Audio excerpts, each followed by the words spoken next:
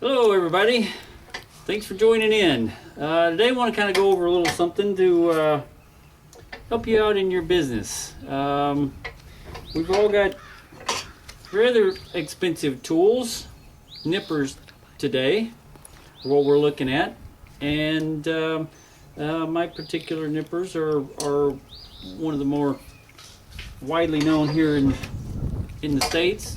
Want to show about how to kind of take care of them a little bit. We use them on a regular basis. We use them in some rather unusual ways and in some not so nice environments, as I like to say. Sharp objects and rocks don't play well together. So what I want to do today is go over how to kind of keep your nippers sharp, keep them in top tuned order, and hopefully extend the life of your nippers to get the most value out of them. If you use them well enough, long enough, they may wind up sort of like these. You can tell from the handles they're pretty close, but the face of them still comes together pretty well. So I've gotten quite a bit of use out of these. So what I want to try to do is take a new herb hair and extend the life to the point where to get down to this, so you get your money's worth. So you're going to want to have a different variety of sharpening implements. Some of the ones that I find best that work for me are, I like these little diamond, I believe these are made by, who are these made by? DMT, Diamond Machining Technology, made in the USA. They're diamond impregnated, and they're not like a file, they're more like a honing tool.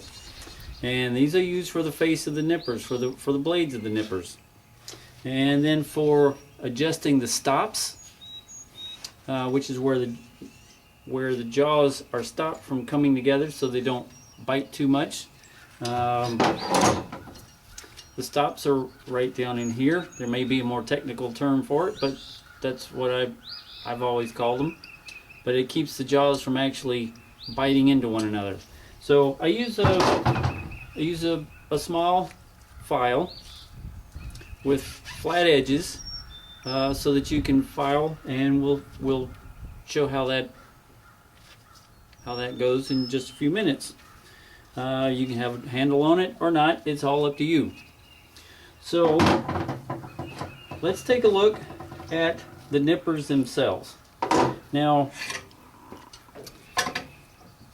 if we look, we have a flat face across the top, and as we open up these jaws, we see that the nipper itself is basically a chisel.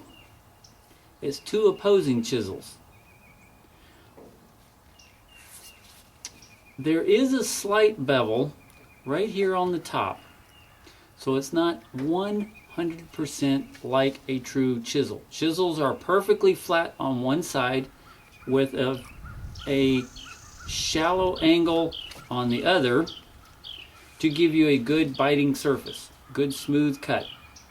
So these aren't exactly like a chisel, but they're fairly close. Hope you can see that. Alright, so what we're looking to do is put most of our filing on the bottom side of the jaw and only dress the top side.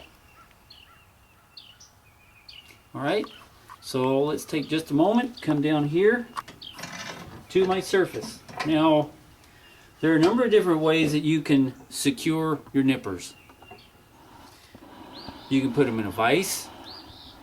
You can use your hoof stand as I do here. This one works for me. It works as a great little field vise. A regular vise would actually work better. It would secure your work surface even better than this. But this works for me in the field. This is the tools that I use. And I've been using this one for a long time. But everybody's a little different. Use what you've got. So, what we're going to do here is go through the motions of sharpening your nippers. Now, this particular honing tool has two different surfaces. Has basically a medium and a smooth. So I'm going to start out with my medium to coarse, and I'm going to brace my nippers in such a way that it doesn't move very much as I'm working. There's going to be a little bit of give. I'm on a plastic table, so that's going to create a little bit of issues here. But this is just for our demonstration purposes. We're still going to go through the same motions. So what I want to do is take my honing tool and hone the face, or the bottom side of this jaw. Part of what I'm looking for is I want to watch for some shavings, some filings to start building up as I maintain a good angle underneath. I want to see some shavings build up on the actual edge of the blade itself.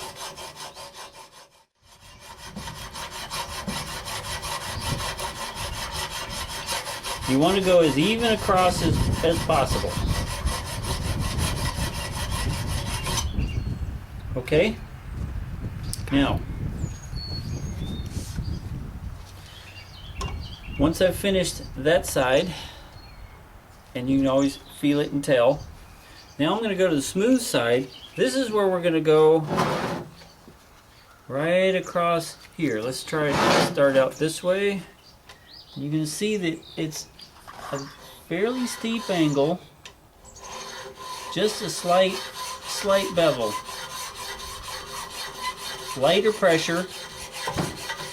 All you're trying to do is take off a little burr. You're trying to take out little nicks. This isn't supposed to look like a knife blade. Knife blade, when you look at it lengthwise, looks like a V. This isn't supposed to look exactly like that.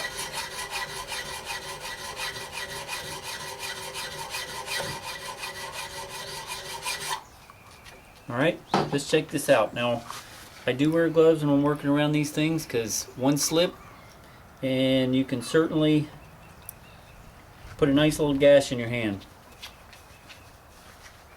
Not quite where I want it yet. Let's go back to the bottom.